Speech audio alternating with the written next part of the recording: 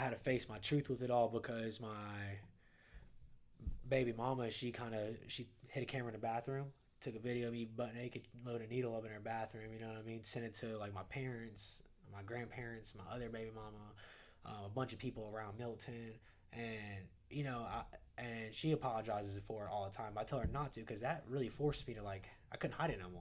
You know what I mean? Like I had to face it. So it was like I think that was a big step in to kind of everything that happened. I'm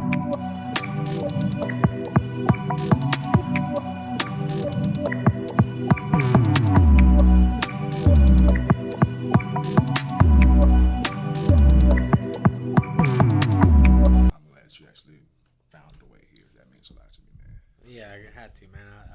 I'm big about that, dude. Especially, I see what you do. You know what I mean? It's exposure for both of us and like helps promote both of us. And I think more people should try to help each other out in the community. That's what we need for real. Yeah, definitely, definitely. Y'all tap in. Check, check, check. The place is here. The time is now.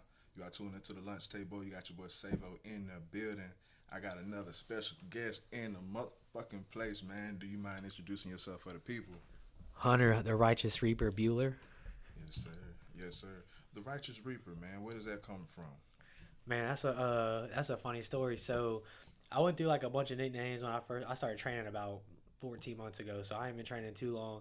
And man, I was at a bar one night just chilling and like I was talking to this girl and nothing like that. We was just chatting, you know what I mean, just a random, and she I was telling her my story, like how stuff that's happened in like the last few years and like a little epiphany I went through with myself and the universe and everything, and told her why I got into fighting, and she was like, man, you're like a righteous reaper, and I was in my head I was like a righteous reaper. I was like, I ain't never heard of that because you think of a reaper, you're thinking of like the grim reaper, and to be righteous is that sounds crazy.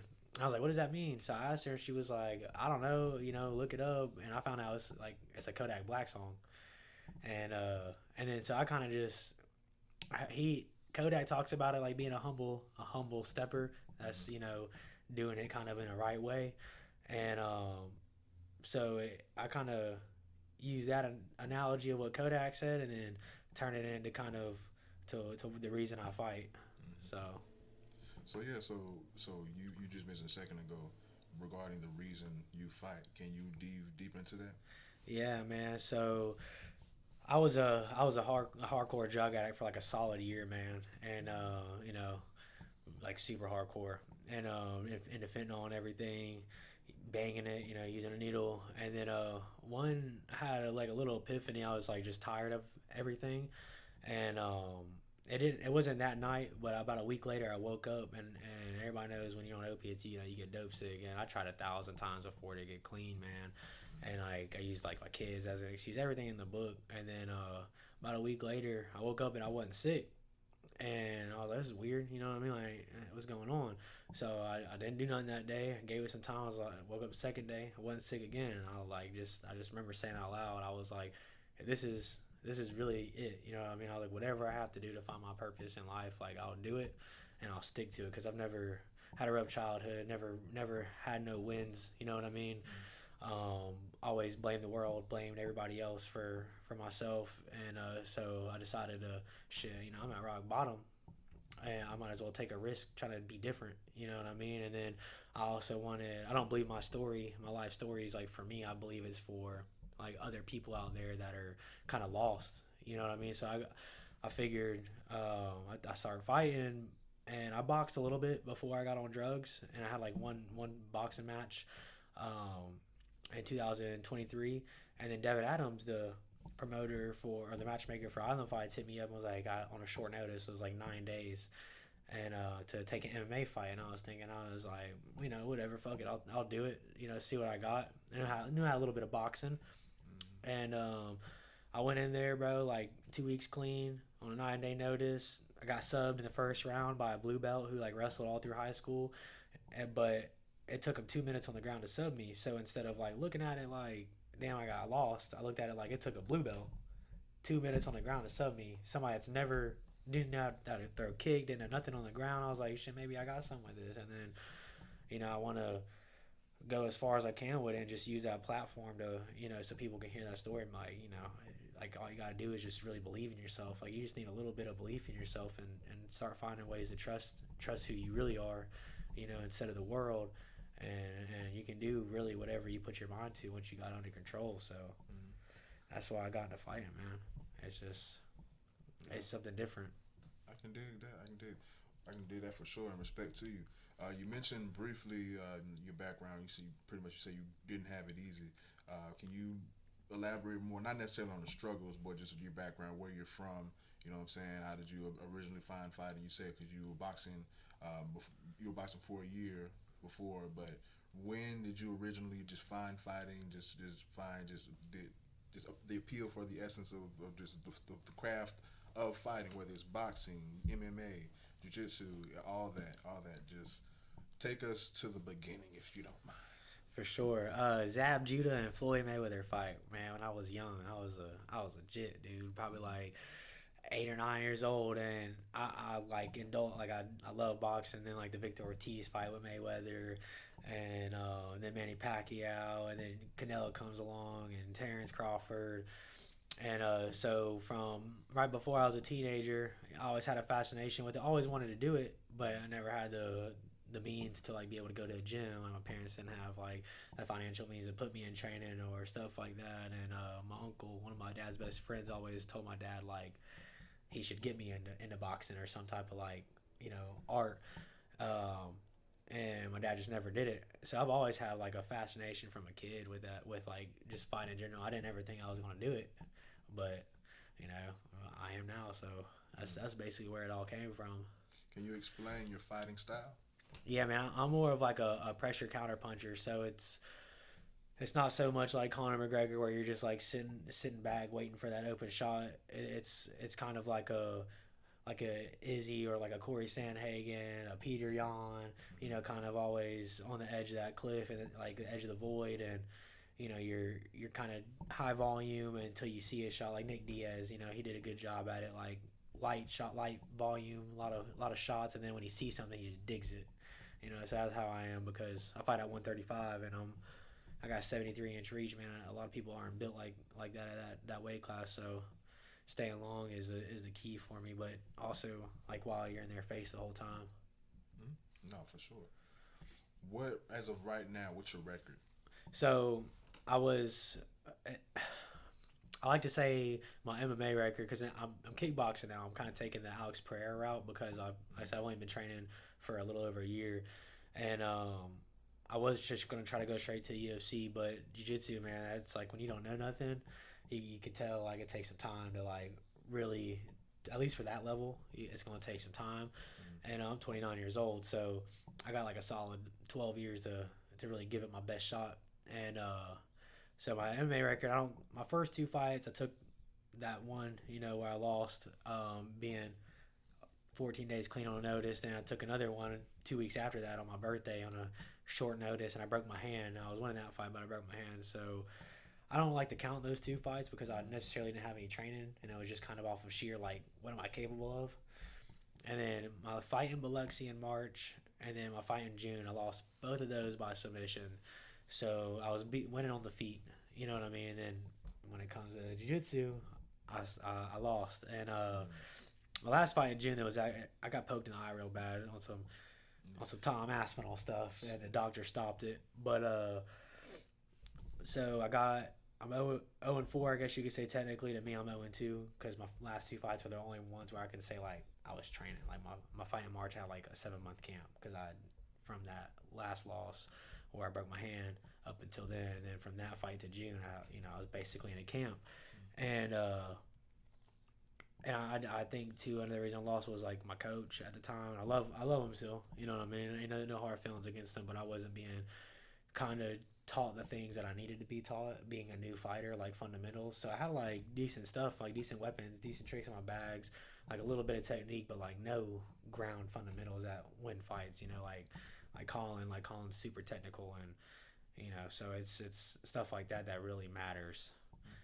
Also, you definitely can correct me if I'm wrong, or you just say no, it's not really that much of a factor.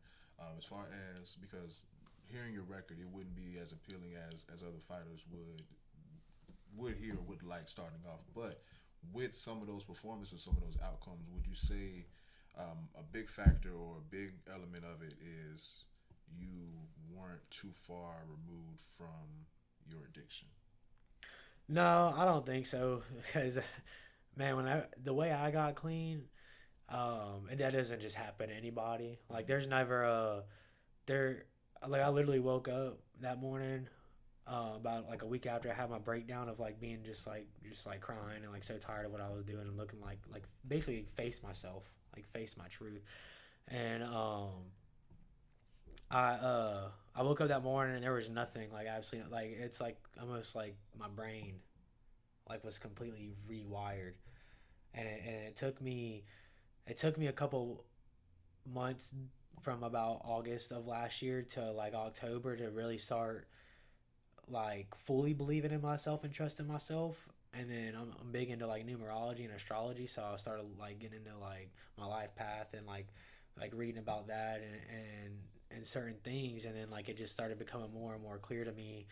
And once I started trusting myself around January, like completely, like not like having complete control over my brain, my emotions, like an outside world, never worrying really about or stressing about nothing, just kind of flowing with life.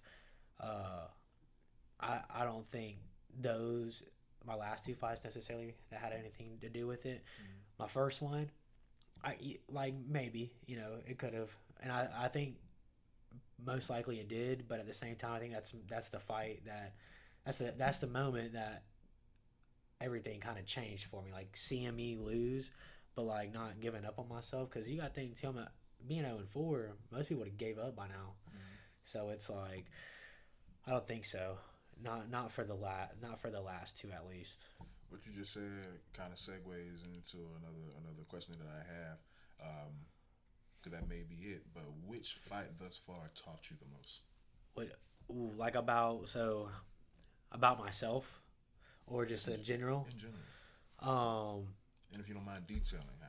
yeah, man, my last fight in June, it taught me a lot. And I wouldn't say necessary kind of about myself too, honestly, because I did get poked in the eye, and I did feel I had that's to me I still had one eye, and I had him hurt in the first with a liver kick. Mm. So I could have honestly probably went out there and I gave myself shit about it a little bit. Not too much anymore, obviously, but for a while I did, because it was more so like I really could have like not said nothing and not brought the doctor over and went out more on my shield, like I felt like I was supposed to. And then it taught me a lot about before I made the gym switch over to Remedy, because I was still under my old coach. And it was like, man, after that fight too, I also felt like I didn't really like I felt better. I felt more comfortable in it. You know what I'm saying? I I did better than like technique wise. I looked a little bit better, moved a little bit more, Mm. but I still felt like nothing kind of improved. You know what I mean? So I think that my last fight taught me a lot about multiple things, and made certain things really sink in, because I had a loyalty issue of like, I kind of always had knew like maybe I shouldn't be here. Maybe because I walked in Remedy two times before when I was with my old coach to go check it out, and I just walked out because I felt like the loyalty factor. I was like, I feel like I'm wrong for doing this. You know what I mean? And so I battled with myself with that. And then that last fight, kind of, if you want to go far, you got to make changes. So that's kind of where I think that's the biggest set in for me, was that How hard is it to commit to those changes? it to actually like go and act on it, man. It was probably one of the hardest choices I had to make, because it was like my first coach, he took me in, didn't make me pay. I was the only active fighter that showed up every day, don't have a car. You know what I mean? Somehow found a way every single day from Milton to over here, basically, because he's over around this area off of Barangas. So it's like every day I was finding a way to train it, and then these other guys that live over here weren't showing up.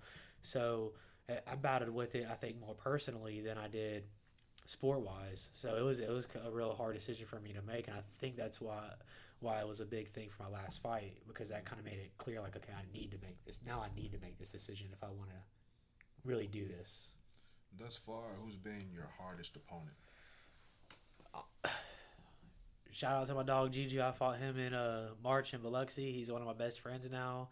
Um, I think he gave. I wouldn't necessarily say like I think now. I'll take me like who I am as a fighter now since I've been at Remedy. Mm-hmm. I, I think I beat all four of the guys I fought 9 times out of 10. Now, but I would say Juju gave me the best one. He hit me with a knee into the chin, with a right hand right after, and then a head kick that I ate, and then it ended up being a guillotine. But he's one of the guy I fought in June wouldn't strike with me after we started striking. He wanted to go straight to the ground because he knew he couldn't hang with me, and that was before I was who I am now. And me and my coaches my coaches asked for that fight again on the January card, and they didn't want to do it for kickboxing. So it kind of makes me think like, okay, that's why. So I would say Juju was probably like my my toughest because he was going back and forth with the hands until he just saw an opening and he took it. And he told me straight up too before the fight. He was like, he's like, we'll stand in a strike because he's a blue belt. He could have took me down. Mm-hmm. He could have went to the ground easily and beat me in the first round. But he wanted to sit there and give me an opportunity to strike, and that's another thing. I have a lot of respect for him for that too. So I would say him. Okay, well, as we know, the best is yet to come. So you still have Yep. a lot in the future, a lot to foresee. But thus far, can you give details on your best performance and your worst performance? I would say even though it got stopped after the first. Honestly, it's hard because like my second fight, man, I had like no technique, no fundamentals, nothing. Like if you watch that fight, I couldn't even throw like a head kick on a guy that was like 5'4", which is like the same size guy I'm fighting now. Had like no technique in my punches, but I was in that motherfucker flowing. You know what I'm saying? Broke his nose, broke his orbital, got put in a guillotine for like 45 seconds, and I was in my head, I'm thinking like I just got choked out 2 weeks ago in the first round. I was like, yeah, this ain't happening. So I would say like flow state wise, even though I looked like crazy in that fight, it looked like just like I was off the streets. I would say flow state wise, that was probably like my cleanest. I would say my cleanest fight. So I broke my hand. My worst performance. It, I don't want to say my first fight because I had absolutely no training on a 9 day notice, but again, that would be my all time worst because I just looked absolute cringe, bro. I look back and watch that fight sometimes. I just be laughing. I was like, man, I was so cooked thinking I could, not cooked thinking it, but like I got cooked in that fight for real. Nah, you made me want to go see that shit. That shit is funny, man. That shit. If you watch like, even if you watch my last fight in June, even though it got stopped in the first round, my fight in Biloxi in March, and then after you watch that fight last August, you'd be like, okay, that's another thing, man. I'm at a place fighting where like I said, I've been training a little over a year, and like my coach couldn't even believe it. He thought I've been training like 4 years.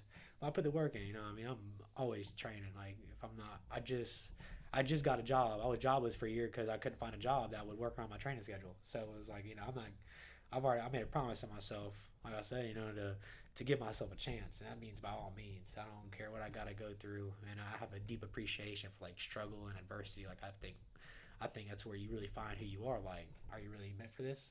Are you not? Because people don't realize the struggle that a lot of people in the UFC still go through. Like, they make it to the UFC still living in their car and stuff, and it comes to that point. So it's like I'd rather do it now. Not get used to it, but I learned that in JV football. One of my coaches said, "A man is really well.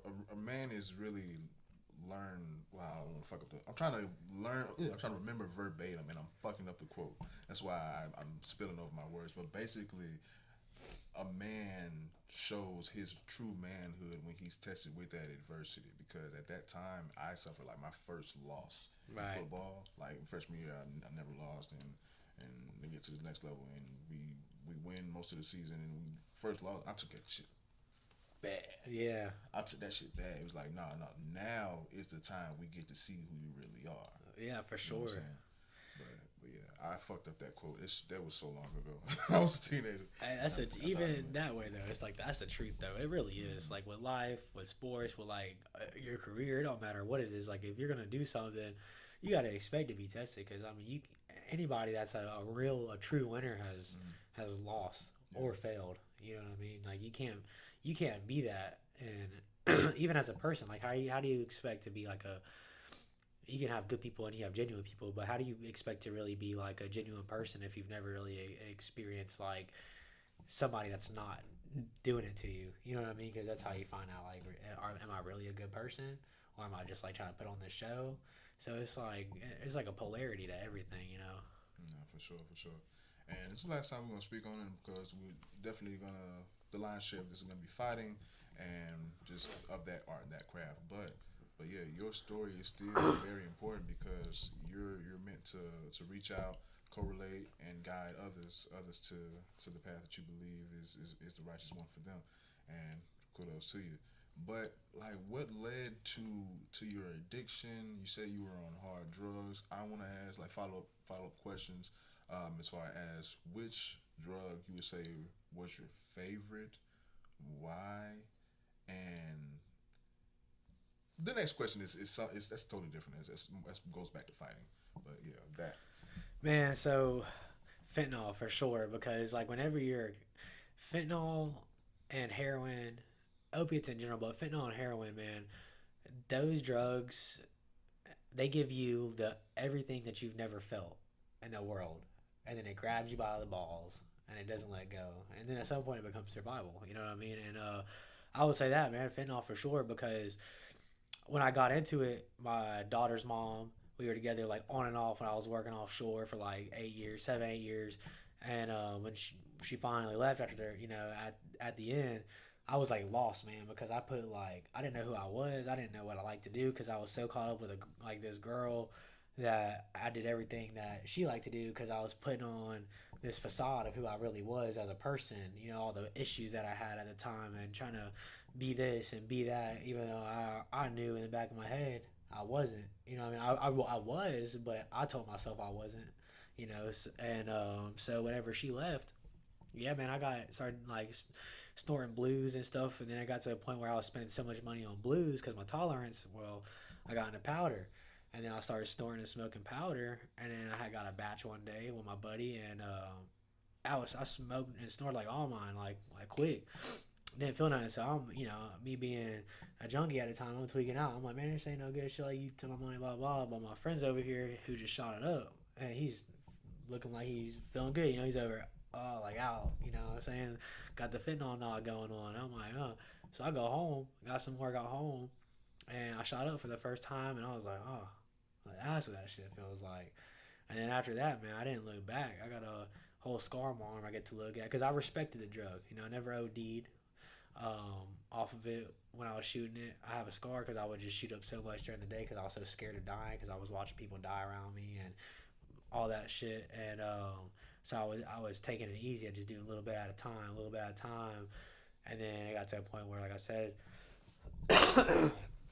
where I was like surviving. Like I would have to do it to get up in the morning to go get on a roof and work and do it to go to sleep and do it to be around people and like I wasn't even getting high no more. And then it was like, what's the point? And I was shooting other drugs. I was shooting like coke and meth, and those are cool. Those are fun. You know what I mean? At the time, like Crazy Rush or whatever.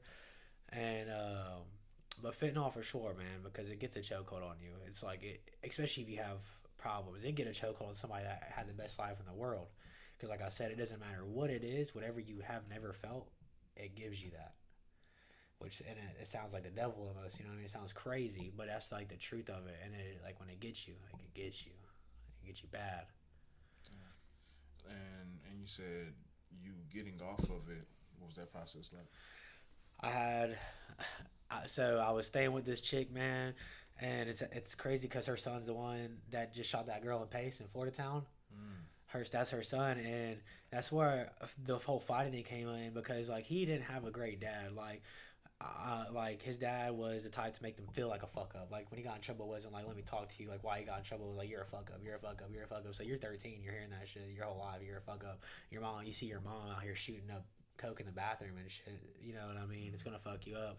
And then so that same night I had a breakdown, man, and I'm like very in tune with myself and the universe and God. Like there's like I said, I kind of like stuff just kind of flows through me now, and it's weird because that night that I had that breakdown and I was just like over everything, over myself, came to that point in the road like where am I gonna be what everybody says I'm gonna be? Am I gonna be what I'm gonna be?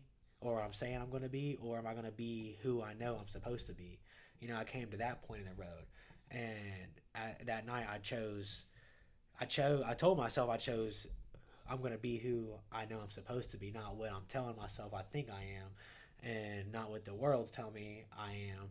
And because I had to face my truth with it all, because my baby mama, she hid a camera in the bathroom, took a video of me butt naked, load a needle up in her bathroom. You know what I mean? Sent it to like my parents, my grandparents, my other baby mama, a bunch of people around Milton, and and she apologizes for it all the time. I tell her not to, because that really forced me to, like, I couldn't hide it no more. You know what I mean? Like, I had to face it. So it was like, I think that was a big step in to kind of everything that happened. And then a week later, well, that night she got arrested. The girl I was staying with, the lady I was staying with, and I had all the kids was there. I woke up in the middle of the night, random as fuck, and like went to go see if she was in the room. She wasn't there, so I was blowing her phone up. The next thing I know, a cop calls back, and she about to go to jail because she has left at like 2 in the morning to go get an 8 ball of coke, and it had needles on her and shit. So I'm in this house that she's already about to get evicted from with 5 of her kids, and I'm at rock bottom. You know what I'm saying? I'm like, what am I gonna do? Like, I'm a drug addict. You know what I'm saying? I finessed my way into this house. I had a place to stay. You know what I mean? And she was already getting evicted like in like 10 days. So I'm like figuring it all out. And that's when about a week late, like through that process, about a week later, when the eviction was about to happen, that's kind of when I woke up and I just wasn't sick anymore. And like I said, I tried thousands of times to get clean, and I couldn't like shake the sickness. So to just wake up and like not be sick anymore, when you're shooting like an 8 ball fentanyl a day, that's like crazy. And and then I got hit up by the fight, and I'm thinking, okay, well, I just was like holding pads and like helping this kid with boxing. I get clean like weird in a weird ass way, have an epiphany with like myself spiritually, like facing my truths, and and then I got offered this fight. So that's how it like got me into the fighting situation too. And same thing with addicts, man. That's why I have a whole different outlook on addicts too. It's like it, That's my segue question. Go ahead. yeah. So my dad, man, he would text me once a month. He'd be like, "You good?" I'll text him back, "Yeah, I love you." He wouldn't send me nothing back. So it's like I still and my shout out to my son's mom, because she never took him away from me even after the video. I could see him because I wasn't safe around him, obviously, and I knew that at the time. But he could still FaceTime me on his phone. Like, she never did nothing like that to where. So it was still like I I had like this sort of belief that like they believed in me. So it made me like believe in myself a little bit more too. And that's what I don't believe in like rehabs and like all this other stuff, because you go there for 30 days, they give you like these little bit of tools and 12-step processes, and these people get out and have to face the real world and make all the wrongs right and go. That's one thing I think that's the hardest thing for addicts, is like all the wrong shit you do to yourself, to other people, like everything. You got to face all that when you're sober, and that's a scary thing to face, because you're hurting yourself more than anything. You're stealing from people, you're doing all this stuff. And um it's funny that this guy, you're gonna ask that, because today me and one of my training partners was talking about my first test basically, and I didn't know it was my first test until I really started talking about it today. And I had boxed with this dude when I was boxing. He's in the military, went overseas. I borrowed $45 for him, blocked him after, he gave me the money and shit. Well, my first time at a gym training when I got clean, he was there from overseas, and he didn't make a scene or nothing. He come to me after we walked out the gym, and he was like, "Hunter," he's like, "What's up, bro?" He's like, "What's up with that $45?" And then in my head, I take it now as like I didn't really think about it until today. Like I said when I was talking about it earlier, but that was my first real test, because I was clean and I said I was gonna be who I was, and then I get confronted, and I had a choice to either lie or be straight up. And I told him, I was like, "Man, I was a drug addict, bro. I was like, I'll send you the money as soon as I hop in the car." And he was like, "All right, bet, appreciate you being real with me." And that's kind of when I found that like telling the truth and all that, taking accountability, was not as hard as you really make it seem. And you don't even, like, you play this like scenarios in your head to where you're like, it's gonna be like this bad, but you never know until you do it. So yeah, man, that's just, I think addicts, man, should just experience more love from a distance, instead of like these like coping mechanisms, like, because you got to face the world, you got to face everything regardless, whether you're sober or high. So Yeah. As far as just being an addict, just having just the addictive personality, like say you were addicted to drugs at one point, And is it a situation to where it's like I'm no longer addicted, or I'm just gonna shift that addiction to something else, which is now fighting? No, man. So I still have friends that are drug addicts. Drug addicts. You know what I'm saying? If I'm in the area, I'll stop by their house and see them. They'll be doing that shit right in front of me, and it doesn't bother me. It doesn't like trigger something in me. Um, like the way I see the world. I mean, the world's however you see it. You know, I mean, it can be beautiful if you want it to be. It can be the worst thing in the world if you want it to be. I believe in hermeticism too, to an extent, to where like mental transmutation and mental alchemy, like as above, so below, as within, so without. It's like how you see yourself is how the world's gonna be portrayed to you. Because we live in our own worlds. Like I don't see the world how you see it. You don't see it how I see it. So it's really your world, and we're just experiencing like this thing called life together. So it's like you can do whatever you want. And so no, it's not like I'm gonna put it into something else like that. The fighting just happened to come along whenever I got clean, and I took that as my message, as this is my purpose to a chance to do something with myself, rather than go, because I could have just went back and got a normal job and been like normal like everybody else, and done this and that. But I'm at rock bottom. Like why not take a risk? I have nothing. Why not go for it? That's really where that question came from. Because a moment ago you said that you finally got a job that worked around your fighting schedule. So I was like, okay, are you just so addicted to fighting that you're not going to give that up for anything at this point, pretty much? Yeah. To an extent, I wouldn't even more so call it an addiction. I would more so call it like I feel called to do it because like where I'm at and just a year times of training versus like where I've seen people that train for like 6 years. You know what I mean? It's and like the progress I make every day, and that my team tells me I'm making every day, and my coach tells me I'm making every day. It feels more of a calling than anything, to me. No, that's what's up, man, and thank you for explaining that. Now, getting back to you as a fighter, because I just wanted to get that out the way. Um, which do you? I'm sorry, I don't want to sound away, but No, you good? learning that your record is on for the question that I had would not necessarily make any sense, but just hypothetically speaking, which would you prefer, the finish or the decision? Always a finish, man. At least at Remedy, we're not taught to go to leave it to the judges. I don't think any fighter necessarily is. You have some fighters where like they just don't got that type of power or that type of like they're just decision fighter like Lerone Murphy. You know what I'm saying? He's a decision fighter. Like he's gonna beat you up for 5 rounds, but probably not knock you out unless just happens to land something. So I would always say looking for the finish. I don't ever go in there thinking like I'm gonna drag this fight out. You know what I mean?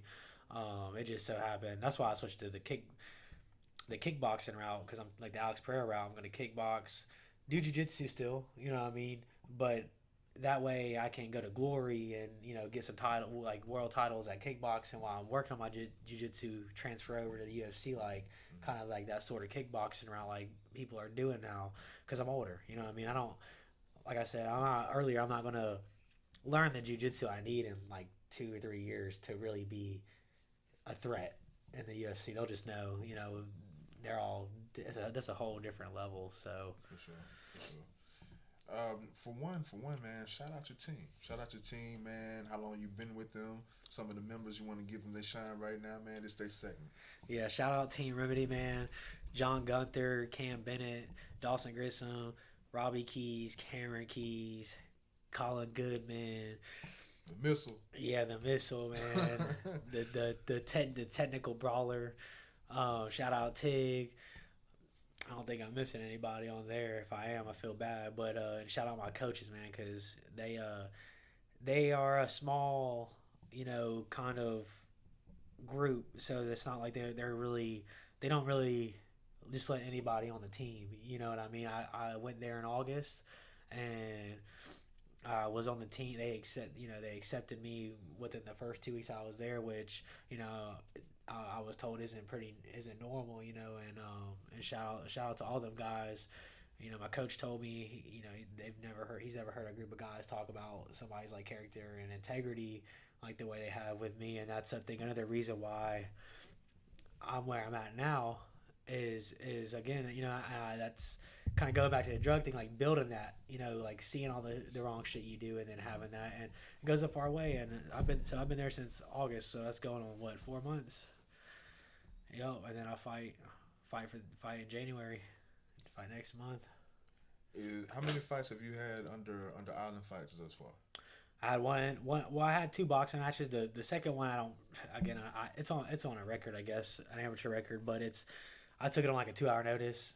I fucking went there, fought on like four blues, and I just gave up in the first round because it was a boxing match, and it was like I wasn't, you know what I'm saying, I was a drug addict, and I just got out of work, and they just need somebody to step in, because the guy I was boxing, that was his night to get signed pro, and if he didn't have a fight, he wouldn't have got signed. So in a way, I kind of just, I helped him out. Didn't look too great on me. I did land a mean ass overhand right, about knocked him out, but so I got two boxing fights. I was 1-1 in boxing. Won my first fight. Went to decision, but I absolutely like just destroyed who I fought in boxing. And then four MMA fights, and then this fight in January will be my debut kickboxing. And it'll just be kickboxing pretty much from here on out. How is it? How has it been fighting under the Island Fights promotion? Like, how is it being in the arena? Just just how is it? How is their process? What do you notice? Just what is it like being under Island Fights? Man, I think, to be honest, dude, especially if you get a chance to fight at the Hard Rock. Don't get me wrong, the Bay Center is awesome. You know, it's the biggest promotion around here, like in the southeastern states, for amateurs, and so it's always like real professional feeling. You know what I mean? Because you're going to be fighting in front of at least 1,000 people live, and then at least 10,000 watching. You know what I mean? And then when you're at the Hard Rock, it's so like you're at the Hard Rock. You know what I mean? You're fighting in Biloxi at a casino. It's the Hard Rock. That environment's a way different feeling. That really feels more like a professional fight, like what you would expect a professional fight to feel like. But overall, man, I love fighting for them. Like our gym doesn't fight for like any other promotions around here really, except for them. For that reason though, because it's the most viewed. It's what everybody's watching if you want to see good amateur fights. So I definitely I fuck with Island Fights heavy, man. Yes, sir. They've always treated me good too. They know who I am. They always treated me well. So. Yes, sir. Yes, sir. You want to plug your upcoming fight? Yeah, man. January 24th against Joshua Schaefer, Josh Schaefer, whatever his name is. He's over from Lyon, probably a little Muay Thai guy. So it should be a little fun one. He's a little aggressive, cocky, arrogant. He's arrogant. You know what I mean? I don't really dig that stuff. I'm a very humble person, especially as a fighter. His first fight, he sat there and was like he knocked the dude out, got TKO, and was sitting there yelling at the dude in his face, telling him to get the fuck up, calling him a bitch and stuff. So it's like, and I don't think the universe is gonna let me lose to somebody like that. That's why they call me the Righteous Reaper. You know what I mean? Yes, So, sir.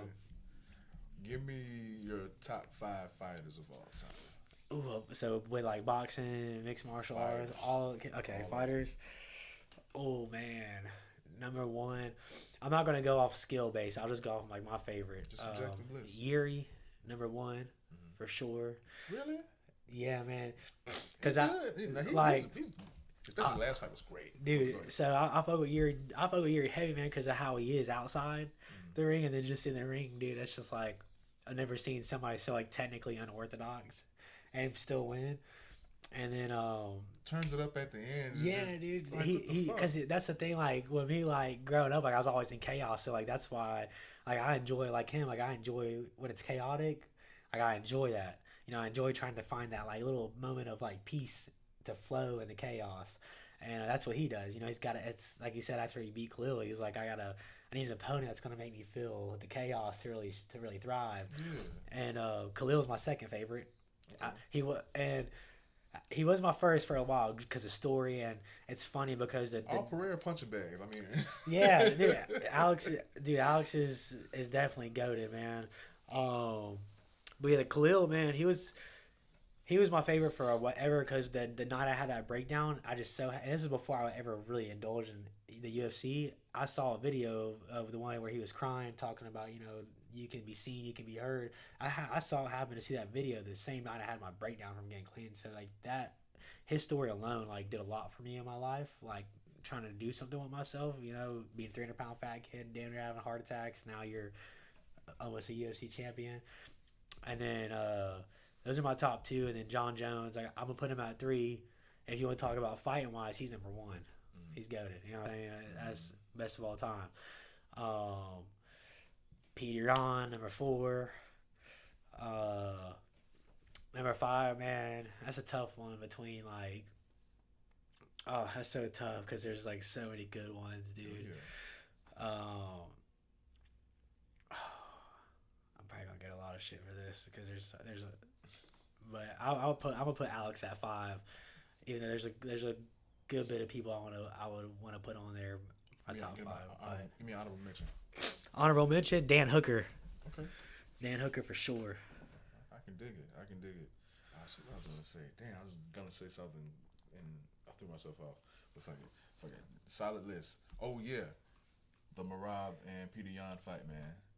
How did you feel about that? Give me your reaction because I was on the Marab train because his endurance and his conditioning and his takedowns thus far until he felt that jab. Yeah, bro. Look, so you gotta look at it like this, dude. Like he said, told Peter Yan in the press conference, what excuses? What excuses? Like Colin broke his hand in the first round. Peter fought his fight in the first round. If Colin, and shout out Alex Riley, that dude's a fucking dog. Alex Riley's a warrior dog. Like we got hella respect for him. But in my opinion, bro, if Colin had his right hand, like I trained with the dude. You know what I'm saying? If Colin had his right hand for the whole fight, way, way different story. Mm. You know what I'm saying? Because he stopped throwing it.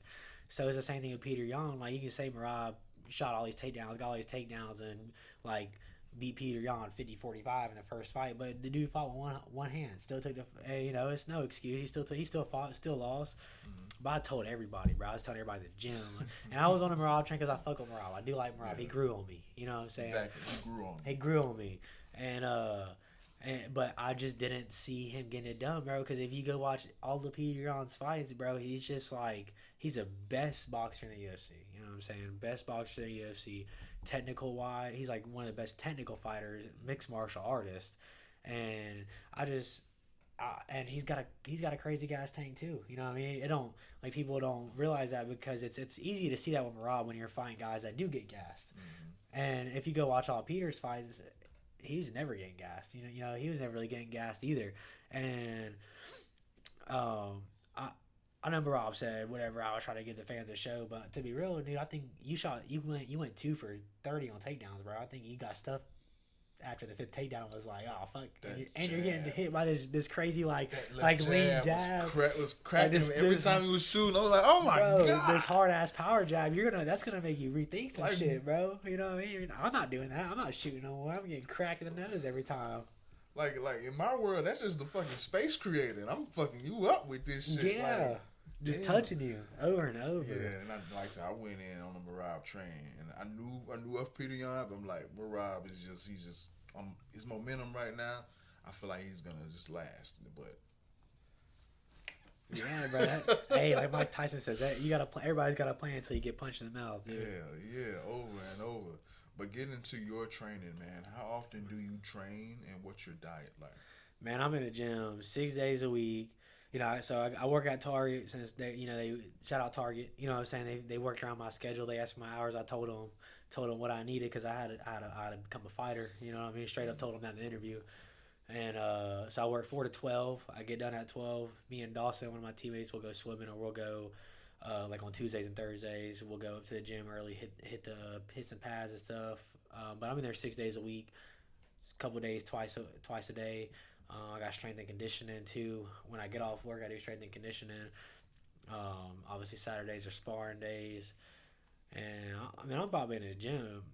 Shit, a solid let's see, at least part-time job. You know what I mean? Like I'm in the gym 25 hours a week, and that's a good bit of hours because most people ain't doing that. They going for an hour. You get a little training session and they going home. Like we go in for an hour, or before class.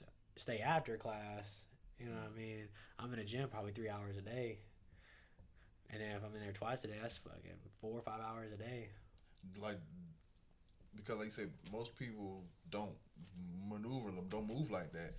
Does the addiction have anything to do? That addictive mindset have anything to do with that? I think it could. I think, like, I'm gonna shout out Dustin Poirier with this quote, but like if I don't got something going on, like I probably will self sabotage, and I know I had there's a high chance. And I'm not saying like with drugs, like I would never fall off back on the like But into you're the keeping yourself drugs. busy, basically. Yeah, I would never, even if I wasn't busy, I wouldn't fall back off on the drugs because I love, like, bro, what's a harder drug than reality? You know what I'm saying? Mm. So it's like I love life, man. I love like I'm a big philosophy reader, and I'm writing a Mm. book right now, a philosophy book, and so I'm big on enjoying You got life. a segment on that. Yeah, man, I enjoy that shit, man. So I would never fall off on the drugs, but self sabotage, like it could be with anything. It could be like on my job, like I could just quit my job or something because I'm not Mm. feeling it no more, or something like that. So I think it plays into that part. You know, I mean, it kind of keeps me.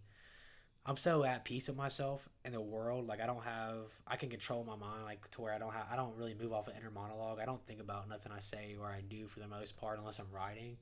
I just move off of straight intuition and trust. And so I think and I love being alone, like with myself, because that's when I can really like debate my mind, like my subconscious and my conscious. I can really let it debate like what I'm feeling versus what I'm thinking. And but I think I would self sabotage in other aspects of like the world in a way if I didn't have something going on like that. Mm. Well, get into your philosophy writing, man, because like I said, I had a segment on it, and why wait until segments later? You just mentioned it, man. Let's segue into it, man. What made you transition into that? Where did that come from? And can you just give more details about it if you don't mind?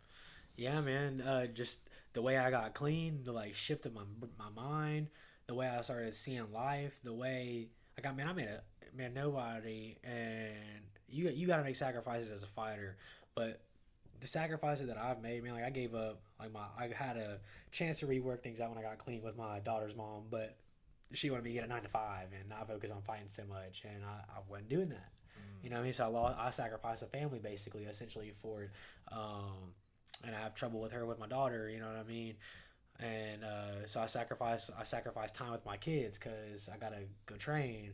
And but through that, and I sacrificed like the work thing, sacrificed work for a whole year. You know what I mean? Just so I could, because I couldn't find nothing that was gonna work around my stuff, or where I could be off in time to make sure I train, or have time off for to cut weight or go fight and all that stuff. So I think it came from like the struggle of like those sacrifices, and I don't like to say it's a struggle because like I mean it is technically, but I don't see it that way. I see it as a positive thing.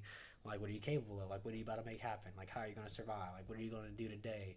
You know what I mean? Not so much. And that's when I started realizing, shit. If I start worrying about what I'm gonna fucking do next week, how am I gonna do whatever I need to do today to even make next week happen?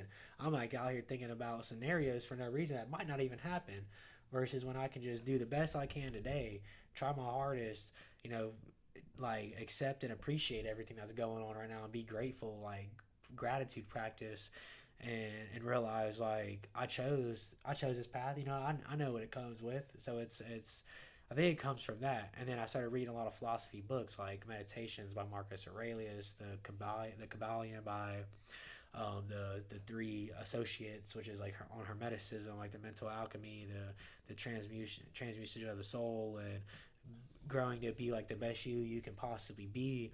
And so like through reading those books and like Bruce Lee striking thoughts, like how seeing how like all these other people kind of saw life the same way that I was starting to figure out I was seeing it. And honestly, I like that's like I think the key to it. And like same thing with like the Bible. And most Christians would disagree with me when I say like I'm a Christian, but I believe it. I believe in Jesus. You know what I'm saying? I do believe Jesus died for our sins, and I really do try to move like that, like the love and forgiveness thing, and like his the a metaphor that could be used for like him dying for all of our sins is the same way as like sacrificing how you feel in that moment to possibly better somebody else's life. Like I use this analogy, like if somebody took my kids and like did some horrendous things and like killed them in front of me, I would look at that person in the face and tell them I love them and forgive them like instantly. As much as me here, as much as I would like my mind and everything would want to like do some majorly bad things to that person, at the same time like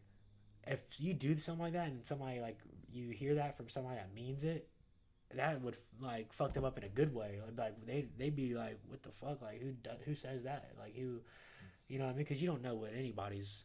I'm not making excuses for no type of crime, but you don't know what anybody's experienced or has experienced or has in like love wise or what. So it's like sometimes people just really need that, and it Real quick to your point, to yeah what you just said, now to the whole analogy and the depiction. Kudos for you. I feel like I'm embedded with the Holy Spirit myself, but not definitely. If someone did that to me, I'm fucking them up. Yeah, no, But dude. yeah, Yeah, it's for sure, man. I mean, it's I would want to. You know what I'm saying? That like me here right now, there's no doubt in my mind I wouldn't be at like a raging thing, but to find like that peace, and that's where I get like the love and forgiveness. I think is like how you ultimately live like a kind of a peaceful life. It's almost like if somebody was staying the night with me and they robbed me, and I know they robbed me and they lied about it, but I knew they robbed me and I let them stay the night again. And I told them like I know you took it, bro, but you can sleep over again. How do you? They might you not do can't it sleep over again. again. Yeah, You can't. No, I'm serious. I've been there. No, you can't. You yeah. can't come over again. Matter of fact, I moved. But other outside of just fighting, man. What's your favorite sport? Oh man, basketball. My son's a baller, bro. Yeah, he's a well, he's mixed, man, and he's got some real good genes, man. And I was a football player, you know. So I was good at basketball. I was a baller, you know. I was 5'9" in high school. I could dunk, you know. What I mean, I got some bunnies and whatnot. I played receiver, started receiver in football for Milton until I got kicked out. And but I like I started to grow more on watching basketball since I can tell my son like really wants like that's his thing. Mm-hmm. Like that's what he enters a flow state every time on the court, and that shit's hard. He good. My son's raw, man. That's what's up. That's what's up, man. Going back to you as a fighter, man. Can you explain what does fight mode mean? Fight mode. What does fight mode mean to you? How do you get into fight mode, and how long does it take you to get out of fight mode? I'm pretty good with flipping that switch, man, because I'm a real like gentle person and like kind person like outside always, and I'm getting to the point now where I finally like can pull the trigger on my own teammates. Like I had a problem with it because I cared, like I didn't want to hurt them, in a way, and but when the fight comes, it's a switch, man. It'll flip instantly because one I had like super bad social anxiety like at one point, and I didn't but like it's something about performing like if like people watching you do what you love. So like that fight mode for me, man, it starts in camp. It's like not it's like kind of like a build up. It's like a little knob, like a little degree knob, volume button. Like you're kind of turning it up slowly, and then when the fight comes, you max that motherfucker out. And so I'm pretty good at getting in fight mode and shutting it off after the fight. Like I don't ever got there's no hard feelings. Like I'm doing what I gotta do to get to where I want to be. You know what I mean? Clock in, clock out. Type Yeah, shit. Yes, sir. What type of music do you listen to in training, and like, do you listen to anything in particular before the fight, man? Let's get into your music taste. man. So my music, like during training, I listen to like it'll vary, man. I don't really like listening to a whole lot of stuff with lyrics because I'm trying to like it's kind of hard for me to focus on like what I'm doing and like if I hear a good song, I don't want to sing Like that a vibe. motherfucker. I don't want to be in that bitch dancing or something. But I listen to like I guess you could call it like house music, like the days like the Notion remix, like stuff like that. That's what we all Yes. kind of listen to. And then my walkout song too. I'm walking out to the Blade club scene song, like techno song, and Blade when Okay. he about to kill everybody Okay. and all the vampires and stuff. Cause I don't know, it's just something about that song. It gets like me and Dawson, the other kickboxer on my team, and he just put on a performance too in Biloxi. Dude, he put on a clinic in Biloxi. But me and him listen to that song when we go hit pads, and like it gets us both in this like this crazy little mood. So, but outside of that, man, my playlist is crazy, bro. Cause like 1 second I could be listening to like Kodak or Future or Thug, and then or Cardi, and then shit could switch to like Blink 182, Taking Back Sunday, some Paramore, then go to like Jimi Hendrix and Rolling Stones, and switch over to like some Timberland and Nothing wrong with that. Justin Timberlake. My shit crazy. So Nothing I wrong like with that at all. it's just a mood thing for me. Like whatever I hit shuffle on, and usually that shit kind of pop me in the mood. But then I'll kind of stay along the tracks of them songs. In your opinion, give me, and it's being subjective now, the most underrated fighter and the most overrated fighter. Ooh, overrated fighter, man. Let me see. Let me think about who's the chance right now. Man, I'm about to catch a whole bunch of fucking heat for this shit. Islam's Fucking overrated. Whoa! Islam's overrated. Islam one of my favorite fighters. Nah, he's overrated, bro. What the fuck? But so, I can get into that. Are you just bitter when he get to Dustin? No. He's good. Like, don't get me wrong. He's a champion. He's a two-time. He's a double champ status. I want to say he's the best since Khabib. But he's better than Khabib. I give him that. I mean, because the strike is better than Khabib. But I think like all the one of the goats. ducking Ilya. You know what I'm saying? He ducking Ilya. I think there's a couple. There's a good bit of fighters at 70 that I think might give him he's gotta beat like Ian Gary or Michael Morales or somebody like that. For me to not think he's overrated, because nothing wrong with JDM, bro. But DP. Who? DP. Oh, Dustin. Yeah, but Dustin was cracking, bro. That was a great fight. Yeah, it was a great I think fight. Dustin would have won if it would have went to decision. I feel like Dustin would have beat anybody else that night. Yeah, for sure. No, 1,000%. And that's why I say Islam's overrated. He caught Dustin and a Doris. Okay, I get it. But like you're striking with somebody and you're striking with 5 rounds, but then you're just like, you know what, I'm just gonna win this fight. Let me just wrestle fuck, and then just find a sub. Okay, and he did it to JDM. You know what I'm saying? Elite striking. Yeah, but just laid on him for. So it's like I want to see. I gotta see him fight somebody that's got like some decent, like some real deal, decent ground game. Where like Michael Morales. I mean, that dude's a crazy big dude for 170, and he just knocked out Sean Brady, who is probably up there with like Islam in wrestling. So it's like in a crazy zesty stance Michael Morales had, you know, with the look like he was finna twerk. That shit worked though. Yeah. Cause Sean couldn't shoot no takedown. So it's like I gotta see him fight somebody that's kind of like I want to see him fight somebody that's at like a same caliber wrestling level and him still win. Cause it's easy. I say overrated because it's easy to go in there and like strike with somebody, and then when you just start getting beat up just to Khabib him. It is easy to do that. But I mean, I feel what you're saying. But and shout out DP, because in that fight, like they were banging, but like really watching it, he was striking with DP, and I feel like some of his strikes was kind of sharp, if not sharper in some rounds. And then he took him down. I'm just me. But you definitely caught me off guard with Islam. I think Islam is probably the best left. Oh. He might be, but I just either I'm just like delusional to the fact that he hasn't been tested really yet, or because look, you gotta think about this too at the lightweight division. I can break it down this way. So you got 35 and you got 35 and 45, right? High skill. It's not like 55. Like 55, you can beat 190, 200 pounds, but like no really like Justin Gaethje, dude, he's just gonna try to kill you. You know what I mean? Have no skill in going there and be top 5. Him or Patty? Yeah, well, him versus Patty? Who's going to win? Oh, Patty. I got Patty too. Yeah, bro. That's what I'm going to say. Patty's the most underrated, bro. Everybody, he be getting so much motherfucking So that's underrated? Yeah, bro, because, bro, Patty, bro, look, bro. I fuck with Patty, man. Bro, Patty, bro, he's a fucking dog. I don't care what nobody says. Everybody's like, oh, yeah, he beat Michael Chandler. Michael Chandler's 2-5 in the UFC. Bro, it don't fucking matter, bro. The way Patty beats people is what matters. Like the way like you're kind of just doing what the fuck you want to, like you're making all these fights your fight like that, and then you're catching a whole bunch of shit talking about he's going like bro would have got fraud checked. He would have got fraud checked at the top 15, you know, by a gatekeeper or somebody. And the fact that he gets fat and then trims the fuck back, snaps right the fuck back before fight. Lock in.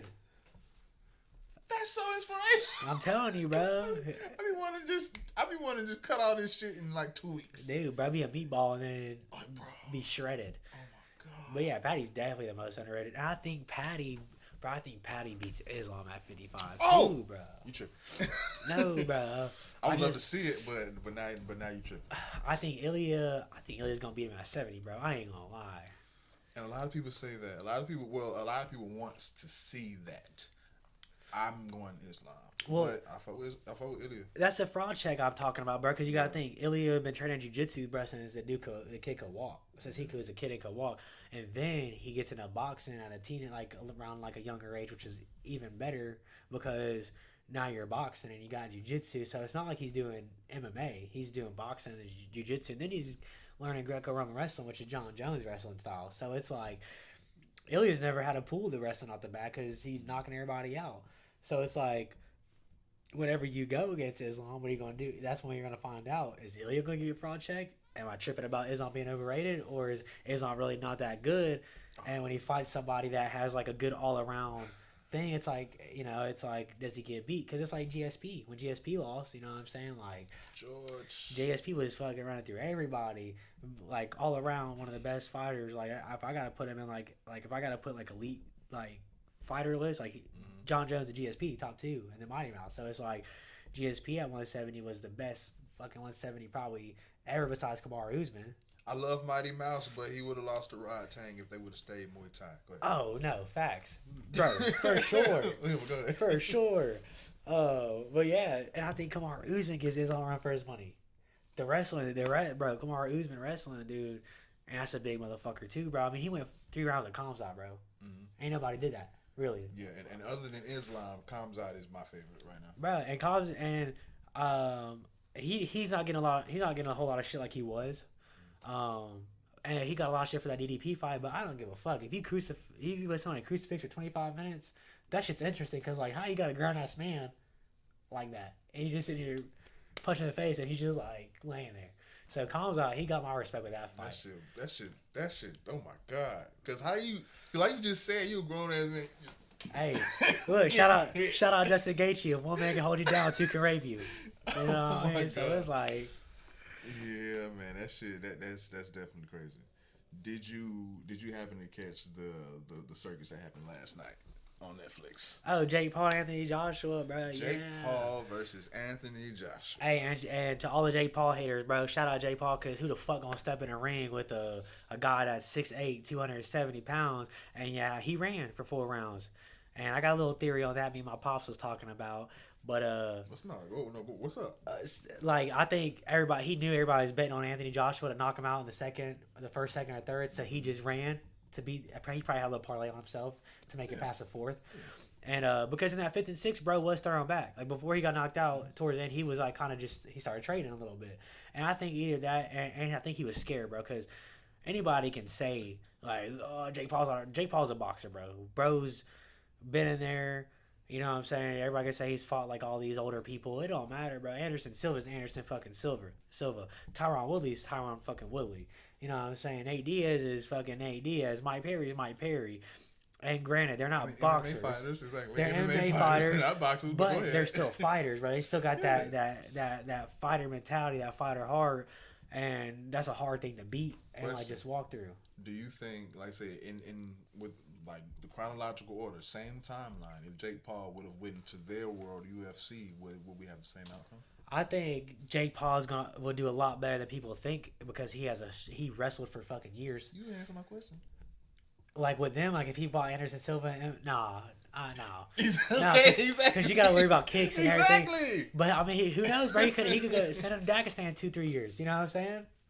And I feel like Dagestan will make anybody. Hey, that's what, look. Yeah, knowing Jake Paul. I'm scared of Dagestan. Knowing Jake Paul, he probably got some up his sleeve where he finna go there for like a solid like year and a half and get good and fucking don't do it. Pop over.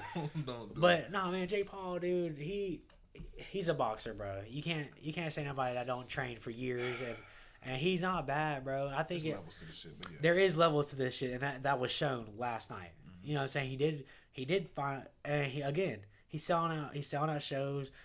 Biggest woman boxing promoter, you know what I'm saying, making it happen for the women. What I'm loving for. And that's a huge fucking thing because there's so many good female boxers, and they don't get exposure like the UFC because it's boxing world's kind of dying out a little bit, and even bro, me and the team and everybody else, we don't watch fucking we go to sleep during the UFC female UFC fights. That should be boring sometimes. Unless it's Kayla Harrison's big grown man ass in that motherfucker.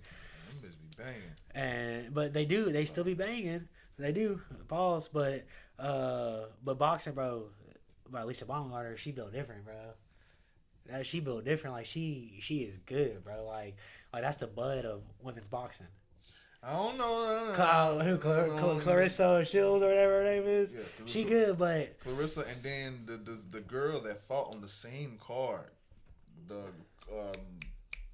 girl that she kind of I'm Every Woman, either Claudine, something like that. But the girl that fought in the same card last night, I don't, because I watched the Oh, I prelims that know. was on I didn't watch YouTube. it, but I heard them talking about it after the Alicia Baldwin She's fight. better. Okay, I gotta go watch and, her and fight. and I love boxing, and I watch Alicia. Alicia's a technician. She has the stamina. She's not a knockout artist, but she's definitely a technician. The girl that like started the card, Yeah, and I'm so mad I don't know her name because I need to give her praise, bro. yeah, I gotta go watch it. But Man, I heard he was close with the Claudine or whatever the hell it was, but I need to go watch her fight because I'm starting to kind of get into it like after Amanda Serrano really, mm, you know what I mean. I started kind of pay attention to like the female boxers because like I'm telling you, them always be throwing, bro. bro, like for real. They be getting down and it's good. It's like that. It's good boxing. It's not like where it's boring. It's like they be throwing. Yeah.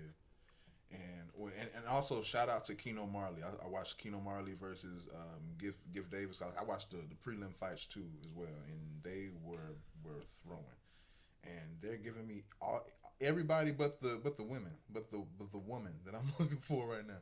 Okay, okay. Before that, and it'll be fine. I just gotta give the females their just due and everything. They're highlighting Bumgarner.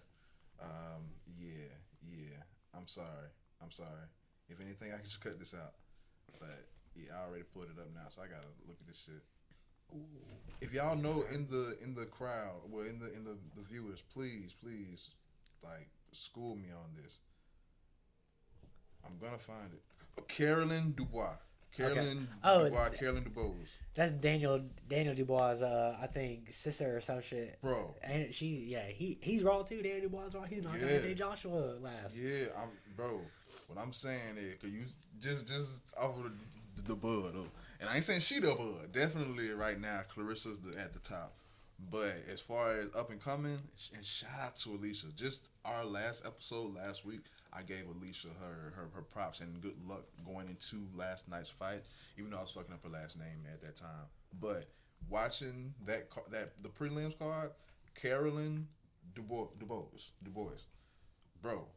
She's the one that the world needs to look out for. I need to go watch her fight. I did hear a lot of shit about her last night. I need to go watch her, bro. Yes. Especially being Daniel Dubois, like whatever sister or whatever, because that dude's crazy good too. Let me stop messing up her name. Then it was Carolyn Dubois. Yeah, right? Dubois. Okay. I mean, my first time watching her live. They're from the UK. Yeah, and I've seen that name pronounced different ways and everything. But yeah, definitely had to. But no, with the Jake shit. Going back to your theory, I have the same theory. I had the same theory, but both ways as far as the parlay and everything. Because of course, regardless of what everybody knew what was going to happen, people still bet it all over. And I feel like even Anthony Joshua may have had some parlays on his end to where he didn't end it in 30 seconds. You know what I'm saying? He could have ended it. He could have, just like I feel like if Mike Tyson really wanted to, he could. Yeah, I think that fight was a little bit like more of an exhibition thing. You feel me? But bro, I don't know. AJ was looking real frustrated, man. And the only thing is just like I think if AJ could have got him out though, first you got to think Jake was running so hard that he was falling backwards. So it's like I think Jake had this like game plan of like the little parlay situation. Maybe that's a little conspiracy theory, but ultimately.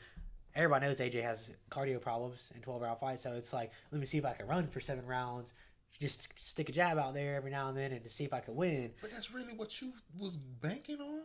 Hey, look, bro, that's a big dude, bro. What else you gonna bank on? Just launching overhand right? But I'm saying like what in your mind gives you the little even sliver of optimism that says I want to challenge Anthony Joshua? Man, Jake is a lot like me where we're so delusional about this shit that it starts working. You know what I mean? Like he's selling out shows, but again, bro, you gotta think he's a cruiserweight. He's skipping light heavyweight to go fight heavyweight. I want to see Jake now. I think that he's got this experience under his belt of fighting somebody that's a real prime boxer. I wouldn't say okay, yeah. The heavyweights though can go to like Tommy 40. Fury. Remember when he fought Tommy Fury and lost? Yeah, and Tommy Fury ain't really a boxer either, bro. Come off Love Island. But that's when he got my respect because I was like, okay, this is a real fight. Yeah, it was a real fight. Like, you could tell, like, there was no bullshit. There was no, like, it's Nate fucking Robinson who's out here fucking dunking on the Bulls. It's fucking, no, it's a boxer whose brother's a pro boxer, a champion, and they come from a lineage of boxers. And so it's like... He need to fight amateurs, is what I'm saying. Jake Paul, Yes. I think he did make a mistake skipping the amateur route. And I think it'll show if he ever fights like a... I think if he really wants to test himself, fight a top 10 cruiserweight right now. That's in, I don't know who the fuck's a cruiserweight. Oh, God. It's going to be worse. That one guy, Jai, whatever, the Australian dude. Oh, God. There's going to be more he's a volume champion. punches. There's going to be more volume punches. Man. Yeah, no, Jake, that's all I want to see. I don't want to say Jake has gotten fraud checked yet because I want to see him fight. I want to see him fight like a real, like his weight class, a real actual like contender. And if he wants to be a world champion, give him a fucking contender and see if he's really made for it without running a 12-round fight. You know what I'm saying? Stop fighting these fucking 8s and 10s and 12. Stop fighting these 4s and 8s, 6 and 8s and saying, oh, I want to be a world champion next year. You haven't even fought a 12-round fight. And so, I mean, don't get me wrong, bro. If I'd say I would fight Anthony Joshua, and I would do the same thing Jake did. You know what I'm saying? I would not fight Anthony Joshua. What's wrong with you? I would do it just. I know better. I would do it just for the fact that like, bro, because it's like No, I feel you. I feel you. Anthony Joshua selling shows anyways, just off his name. So it's like millions of dollars, and yeah, I'll get hit. You know what I'm saying? I'll get my jaw looking like Jake's for a couple honey. You know what I'm saying? But what was I saying? Go ahead. I'm gonna say something else. Oh, that was it. I just want to see him get fraud checked. I want to see him get fraud checked by an actual cruiserweight that's big right now. That's what I was gonna say. Because that's the whole point. I feel like the Tommy Fury fight to me was the fraud check, and everything else has been an exhibition circus. I can't take him, but in that same breath, I don't hate Jake, but I don't hate him because I know not to take him too serious. Yeah, that's the thing too. Is like I think why he gets a lot of hate because he's Jake Paul. That's why he has to. If he really wants to make a name for himself, he has to do that. I think he has to fight somebody other than Tommy Fury, and like somebody that's an actual named cruiserweight that a majority of the world in the boxing world know as a cruiserweight, and cause I try to think like of him, like imagine him fighting Usyk at cruiserweight. You know what I'm saying? So it's like, you know what I'm saying? I'm saying imagine that. Like imagine Jake fights Usyk at when Usyk was a cruiserweight. Like how would that go? You know, Jake probably is getting fucking destroyed. And that's what I want to see. I want to see him really get really fraud checked. Like and what if he goes to a decision and he actually does decent? Is so that you're a saying fraud what I'm check? saying essentially? Like what you want to see is what I don't want to see because for obvious reasons. Because like with Anthony Joshua, even though he pulled a lot of punches, he held back, but still size is one thing. But an active fighter in their prime, the skill level is so massive. Yeah. So even a smaller fighter that's active in their prime is gonna whoop Jake's ass. Probably, but like for sure, like an amateur, like a really good amateur about to go pro, probably for sure because Jake's only been training for fucking 6 years. Yeah, but in the same breath, I think the lower that's the pool you need to pull. The pool you need to pull from. Yeah. You know what I'm saying? Because they waiting too. Oh my god. Well, he knocked out that one guy that was a pro cruiserweight or whatever. I can't remember his name. It wasn't a super big fight, but that one black dude he fought after Nate. Woodley? No, he fought. No, I was like his first fight or whatever. He fought an actual cruiserweight boxer that was like a newer pro. He was like 5-9 or something. I want to say I watched all of his fights. I can't recall. It was 2 fights before. It was the fight before Tyson, after Tommy, or before. It was one of those in between. Silver, right? No, not Anderson. No, this guy was a legit cruiserweight, like newer pro boxer. I'll go back and see it. But overall, yeah, definitely. I feel like last night I feel like there's nothing good that could come from last night on Jake's end. In your opinion, where does Jake go from here? Like, does he go back to YouTube? Does he get back in the ring to challenge someone else? Does he just lay low and just continue to sell and endorse? What's next? I think he should box Bud. And this has been no, because get the fuck out of here. No, because you know Bud's gonna destroy this playing. kid because Bud will do it in a way where Jake might just stop boxing. So once again, so we're coming from the same place, but you want to see what I don't want. Yeah, I want to see. I want to No, see. I man, want to it's a waste see. of time. I kind of want No. to see. It's a waste of I want time. to see how far Jake is willing to go with It's a waste like of time. being real. Because right now he is kind of until last night, he has disrespected the boxing community, like the boxers alone, making all this money, being just whatever kind of fight, celebrity fights. You know what I'm saying? But that's why I say I got to give him. He fought a real boxer last night. Even granted the size and all that, it still was a real boxer. But you said that's still not the fraud check. Still, because it's hard to say it's a fraud check when a guy's almost Broke his 100 fucking pounds, jaw. 100 pounds heavier than you, Yeah. and he knocked out Francis Ngannou in the fucking. I mean, yeah. And Francis Ngannou was beat Tyson Why Fury. even call the man out? I mean, other than just the draw itself. But do you honestly feel like he had a chance versus Tank? No, I think Tank beats him worse. Shout out Ryan Garcia. You feel me? But Tank, bro, Tank is Tank, bro. That's probably like one of the best boxers. What about Ryan Garcia? Yeah, bro. Fuck it, Ryan heavy, bro. I'm saying Jake versus Ryan. Ryan. Okay, tell me something, cause Check hook, bro. All Ryan's got to do is tell throw me a check something. hook. Tell me, yeah. That's all I'm saying. Like Any, 800 of those. bro, guys that's fuck why for him. any real boxer, I think, would make Jake quit. Like any real deal, like that's been a world champion, will make Jake quit. That's still sort of in their prime. Like, So- I think Bud would do it. So why do you still give Jake the respect as a boxer if you know that any real boxer would mop his ass? Because he is still taking the training and the camps and the sport Yeah. serious to a point. So it's not like he's doing what like Aiden fucking bitch ass Ross is doing and making these misfit boxing matches where it's like these Brand fucking wrist fit. yes these streamers fucking not knowing how to throw a punch With boxing no for stamina. fucking $30 million and then I'll you, take it. like, yeah, I'm saying, but Shit. then that's at least Jake's not disrespecting the I sport love to brand a wrist. Yeah. Well, at least to a brand wrist, whole. you know it's like a novelty event. yeah. So it's like he's still taking it serious. He's still giving it everything. He's still doing it the way a boxer is doing it. He's just not there. I respectfully disagree. No, I'm saying I respectfully disagree, and I feel like last night was definitely the fraud check that's needed. Because I feel like Tommy Fury once again was the fraud check, and before then and since then, other than the one that you recall, I have to look up. All the rest of the fights have been candy ass exhibitions. Yeah. And the build up as if this is going to be something big and monumental essentially is a little disrespecting to the craft, especially when all these legends. But I'm no fool. I know what's going to happen. Right. That's why last night still kind of shocked me because I thought they were going to pull the wool over our eyes and do something fake. Yeah. But it's like with Jake, I love that Jake has the platform big enough that he is shining a light on other up and coming boxers, whether they're like say shout out to Keno Marley. Keno Marley is going to be a fucking beast, and the women like say he's doing I wouldn't say he's doing the most for women. But he is one of his promotion, MVP, and everything. They're one of the promotions doing one of the most for women right now. This is the truth, and I love them for that.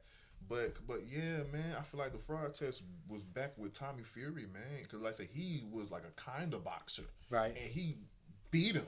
Yeah. So at that time, I'm like, yeah, you really you can't fuck with no real boxer, and I don't want you to die. I don't want you to die. I can agree with that. And dude, honestly, now I think about it, bro, you know what he's doing? He pulled a Floyd Mayweather, bro. Oh, what are you No. about? No, the Floyd. He pulled the act with the Floyd and Connor. The Okay, yeah. because if you think about it, he's given all these good. Jake's so big, he's given all these newer upcoming boxers that are actually really good boxers and going to probably be world champions one day. This platform of like exposure, like Floyd did with Tank on the Connor card, and that was nobody thought Connor was going to even do that good against Floyd. You know what I'm saying? Floyd played with his ass, man. Man, y'all. He playing, did. man. I do think Floyd kind of like fought it towards like a joke almost. Like this is Connor, but toying with his ass, dog. You watch Floyd fights? Like you vote Floyd? yeah, I do. I love I hated boxing. on him for a long ass time, bro. After the Victor Ortiz shit, and then I thought about it, and I was like, well, Victor Ortiz did apologize twice, and then the bell rang. So it's like I did hate on him for a while. I did hate on him thinking he was a runner, but then as I started watching a lot of his older fights. When he was pretty boy Floyd. Do you feel like him versus Logan Paul was real? No way. I'm about to say, like, No come on, man. fucking way, bro. Have you seen Logan Paul fight? That dude's a fucking doof. Like, yeah, I'm like, yo, he's collecting a bag right now. Yeah, that's all that was. But that's Floyd's whole. that's been Floyd's game from the start, and there's nothing wrong with that because he was still a good boxer. He was still a real good boxer, man. Philly, shout out Philly. They be producing some fighters out of that motherfucker. Yes, sir. Where do you see yourself in the next 5 years? Glory, bro. I'm gonna be in glory. I won't. I'm not gonna say that. I'm not gonna say it's not possible because I can manifest anything if I want to. But I see myself in glory, working my way to a world title, man, for sure. As hard as I work, man, it's just inevitable. Because shit, the only way that don't happen is if I give up, and I ain't giving up. Yes, sir. Me three things you cannot live without. Three things I cannot live without. Ooh, um, shit. Um, to this is gonna sound crazy, but struggling adversity, bro. I don't think I really. I think life would be too boring for me to want to stay here if I didn't have something to challenge myself. Cause I'm like in a competition with life. Like I ain't finna let that thing. I ain't finna let life with me, bro. You know what I'm saying? So it's like always it's always a fight. So for real, like that's why I say I have a deep appreciation for that shit. Cause shit, I swear I find out what I'm capable of doing. I'm gonna say I absolutely can't live without fighting, man. Like I said, I'll probably self sabotage my point to itself to where it's like I'll feel lost, feel off track, and I wouldn't say like live without where I'm gonna like do suicide or whatever, but like I really enjoy it, like to a point. Like at first, like I said, it was just for the platform, but it's grown to the point now where I really want to be the best. You know what I'm saying? At first, it was just for the platform, and now I really want to be the best, and make change people's lives with it. And then, man, my Team Remedy, dog. My kids, Team Remedy, like my people that believe in me, my haters, because they still believe in me. They still believe that I'm gonna fail, and I need that. Yes, sir. Yes, sir. And I want you to expound on this, but like I said, you don't got to go too crazy. But yeah, I definitely want to still like put this in. And we may have touched on it and covered it throughout the interview thus far. But just research, of course. You've dealt with peaks and valleys, struggles, trials and tribulations, and all that. But can you give details on how making the right choices daily can be a struggle? Bro, that's the hardest thing to do in life is make the right choice because like one, you're already telling yourself it's probably not the right choice. But if you know it's the right choice, like making that choice, also knowing like what, because there's going to be consequences whether it's a right or a wrong choice. You still got some type of consequence from it, you know what I mean? So mapping out it's like telling the truth. Like, do I want to lie and like get this like um, immediate gratification from like nothing happening, or do I want to tell the truth and make the right choice and probably allow the best thing to happen to me, the best lesson to happen to me at the time happen. So like who wants to go? Oh, I'm gonna go tell the truth and then make up all these scenarios in your head about what the hell is going to happen. And I think that's what makes it hard. I think making the right choice is the hardest thing to do because yourself. Like I think yourself gets in the way. I think people overcomplicate the right choice so much to the point where they think it's the wrong choice, and that makes it the hardest. I think that makes it the hardest thing to do, man. For sure. What message do you have to aspiring fighters, people that have the thought in the back of their mind that they want to get in the ring, but they just haven't yet? Man, respect the sport. No, just know you're going to lose at some point, because you will. It's like there's no difference between fighting and life, so you got to believe in yourself wholeheartedly. Like if you want to be a fighter and you want to do this, like you have to believe you're the best, even through a loss, even through like the personal struggles you're gonna face like on the journey. Like there's gonna be times where you're like, man, am I really meant for this? Like, am I really is something that I can do? And you got to really believe in yourself with it. And I think that's the most important thing is just constant self belief and growing. Like constant self growth and belief. Like just know, trust the process. That's all you gotta do is just trust the process, even when it's hard. Yes, sir. One last question, man. What's your favorite fight movie? Like we gotta go like Rocky style, or can it be like any fight movie? Subjective. What's your favorite fight movie? Fight Club. What? Fight, cause that shit crazy, bro. Paulson. His name is Robert Paulson. Bro, cause Tyler Durden, bro, like I don't know, man. It's just like, and I say that like, yeah, exactly. I say that subconsciously because like it's a movie. It's a movie about underground fight club starting with a dude that's fighting with himself. Yeah, you schizophrenic the whole Yeah. time, right? Yeah. So it's like I'll say that as like for the value of it, but like Rocky 3, bro. Rocky 3 was probably the best Rocky. Well, I mean, probably the greatest Rocky. Subjectively, of course, the first and second, but I love the Rocky series. Yeah, dude. But yeah, Yeah. yeah, the whole Mr. T and everything, Bro, and what? yeah, the Clubber Lang, yeah, and that's like in around the Rambo era. So that's when he really got his body Yeah. right. Prime Yeah. Sylvester Stallone. Yeah, bro. for sure, for sure. Now, I can't disagree with that. But with Fight Club, I love Fight Club too.